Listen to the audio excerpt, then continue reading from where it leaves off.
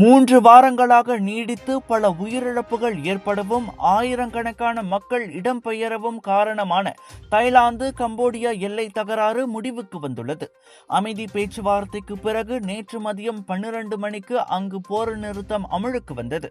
2025 ASEAN தலைவர் என்ற முறையில் பிரதமர் டத்தோஸ்ரீ அன்வார் இப்ராஹிம் இந்த நடவடிக்கையை வரவேற்று பொதுமக்களின் பாதுகாப்பும் வட்டார அமைதியும் முக்கியம் என வலியுறுத்தினார். ஜனவரி 1ஆம் தேதி மலேசியா ஆசியான் தலைமை பொறுப்பை பிலிப்பீன்ஸிடம் ஒப்படைத்தாலும் அமைதி முயற்சிக்கு தொடர்ந்து ஆதரவு அளிப்பதாக அன்வார் சொன்னார்.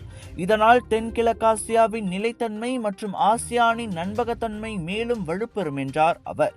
ஆசியான் கண்காணிப்பு குழு தாய்லாந்து கம்போடியா இடையிலான இந்த அமைதி உடன்பாட்டை உறுதிப்படுத்தும்.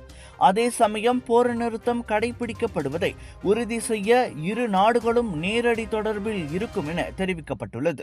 ராஜயோகாவின் மங்களகரம் நிறைந்த தனித்துவம் கொண்ட சூடம், ராஜயோகாவின் தெய்வீக நறுமணம் நிறைந்த அகர்பத்திகள் மற்றும் இயற்கையான நறுமணம் கொண்ட ராஜயோகாவின் சாம்பிராணிகள் என பூஜைக்கான தேவைகளை உங்களிடம் கொண்டு வருகிறார்கள் ராஜயோகா. இது ஒரு சிம்லா மார்க்கெட்டிங்கின் தரமான வெளியீடு.